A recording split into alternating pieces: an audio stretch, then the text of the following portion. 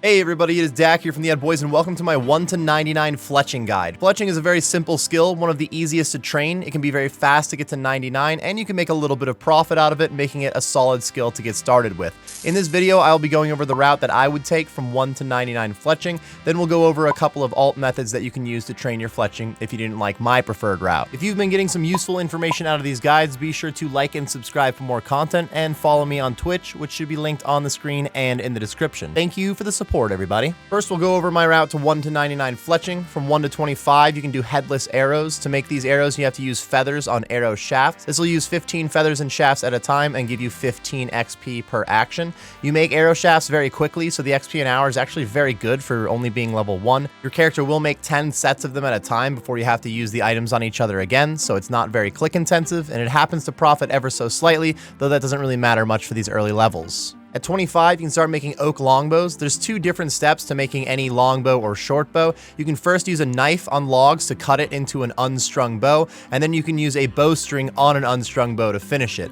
Each of these steps give the same amount of XP per bow, and they're both very viable for fletching training. Cutting logs into unstrung bows is a little bit slower overall, but it's also more AFK than stringing bows. Stringing bows is a little bit more click intensive, but you can get better XP rates than cutting the logs. So for making bows in this guide, I'll be talking about stringing the unstrung bows rather than cutting the logs. If you would rather just use a knife on logs and cut them into unstrung bows, it is going to be the same amount of logs needed for any of these levels, but you should expect to get like 40 to 50% less XP an hour. For 25 to 35, you'll need 583 unstrung oak longbows and bowstrings. For 35 to 40, you can do willow short bows. You'll need 445 unstrung willows and bowstrings, or 445 willow logs if you're cutting the logs into bows, which again is going to be slower. At level 40, you can make willow longbows instead. From 40 to 50, you will need 1,545 willow longbows. At 50 fletching, you can do maple short bows. This is where you start to see a little bit of profit from making bows. And for 50 to 55, you need 1,307 maple short bows. At 55, you can do the maple longbows. To get up to 63 is going to require 3,483 maple longbows. If you're currently enjoying making these bows, you can just keep grinding out longbows until you hit the next highest level bow, but we're going to be skipping these for a couple of methods. At level 63, you can start to make bolts. Specifically, putting bolt tips onto adamant bolts is solid. In this case, it's going to be ruby bolt tips. This process is more like when you made headless arrows. You're just going to use a stack of bolt tips on a stack of adamant bolts. It'll make 10 at a time, and your character will make 10 sets at a time before you have to use the items again. The XP an hour for making bolts is very good, and it's very easy to do, and it profits a little bit, currently being 2.8 GP per XP profit. If you did this all the way to 99, you would actually profit about 35 mil. The one problem with this is buying enough adamant bolts and ruby bolt tips to train for a long period of time. You can only buy 11k of each material every 4 hours in the grain exchange. So the only way to have enough bolts and bolt tips to train for multiple hours at a time is to have enough money already to buy a lot of supplies overnight or just whenever you're not playing. If this buy limit is a problem for you and you need XP right now but can't buy more supplies, you can always stick to those maple longbows once you have reached your GE limit. 63 to 65 fletching would require 12,830 ruby bolt tips and adamant bolts. At 65 fletching, you can start making diamond bolts. They're the same as ruby bolts. You're just adding diamond bolt tips to adamant bolts. Diamonds are going to give you better XP an hour than the ruby bolts, though they are going to profit a little bit less than ruby bolts as well. 65 to 84 fletching requires 357,421 diamond bolts. This does take like 5 days of buying bolts, which is where you can start to see this problem with dealing with the grain exchange limit. If you have some friends that can buy bolts and bolt tips for you and then sell them to you off the grain exchange, that could shave off a lot of time.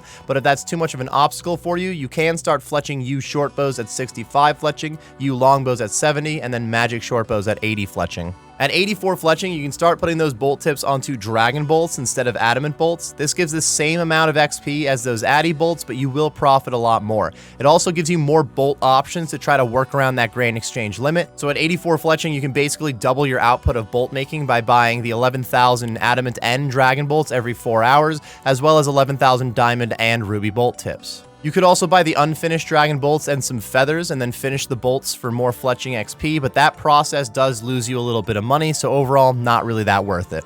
85 to 99 fletching, you could just send magic longbows. Stringing magic longbows can be over 220k fletching XP an hour, while also being a little bit of profit. Even cutting the magic logs into unstrung bows will give you like 150, 170k XP an hour, and that does profit a little bit less than stringing the bows currently. Fletching can be an extremely fast skill, even faster than 200k XP an hour, but overall, being at 200k is a lot of XP, and it'd be very quick to get to a high level. You also don't need that much money to get started overall, and if you've been doing bows, you probably have enough money just from the lower level bows to buy a lot of magic logs at once. And to get from 85 to 99 fletching would require 106,840 magic longbows. There's a few other methods you can use for training that are still viable. For example, in my regular route, we did switch from maple longbows to ruby bolts at 63, but if you instead want to do the bows from 55 to 85, here are the numbers for those. 55 to 65 requires 4,876 unstrung maple longbows and bowstrings. 65 to 70, you can do U short bows, which would be 4,270 bows. 70 to 80, you can send U longbows. You do need 16,646 unstrung bows and bowstrings for these levels. And then finally, 80 to 85, you can make magic short bows, and you'll need 15,277 bows for those levels. Fletching darts can also get you some very fast XP at the cost of a little bit of carpal tunnel. If you click on feathers, then click on some dart tips, you'll notice that your character makes darts immediately instead of your character automatically making them slowly over time. If you do get this menu that asks you how many you want to make when you try to make darts, you can go to your in-game settings, type darts, and then there'll be an option for make X darts. You want this to be checked off if you're trying to make darts as fast as you can. At the moment, steel and mithril darts are the most cost efficient, but you still lose a lot of money with them. Higher level darts are going to give you more XP an hour, but often lose a little bit more during the process as well. The purpose of this method is to get fast XP and to not spend as much time on fletching. In fact, fletching technically can be 0 time if you're using darts, since you don't need to use a bank and you can fletch in between other actions. You can get your 99 fletching without actually losing any time on it. For example, you can fletch darts while you run around an agility course. You basically just add bonus fletching XP to your agility gains while you do this. You can squeeze fletching into a lot of other activities. Arrows and javelins are made similar to making bolts. You can make 10 sets of 10 at a time, and you don't ever have to bank when you make these gains. It's not as easy to make arrows in between actions like you can with darts, since you do have to use that menu to say how many you want to make, but you can still get some very good XP rates with very low effort from these. It is expensive to make arrows or javelins for XP, so you don't want to do this for early account gains. You only want to do this if you have some money for fletching and you're trying to get XP very quickly and not put in that much effort like you have to do with darts. Though technically, if you go back to the make X darts option, you also can just make a lot of sets of darts at one time without that much click intensity. There are even other viable methods for gaining fletching XP, like making redwood shields or even lower level shields out of logs, and then fletching battle staves from Celestia's bark for mid-level fast XP, but these are all the methods that I would use currently to get from 1 to 99 fletching. If you have any questions about this fletching guide, let me know in the comments section below, and I will get back to you as soon as possible. If you enjoyed the video or you just got some useful information out of it, be sure to like and subscribe for more content. Thank you for watching, and best of luck on your fletching gains.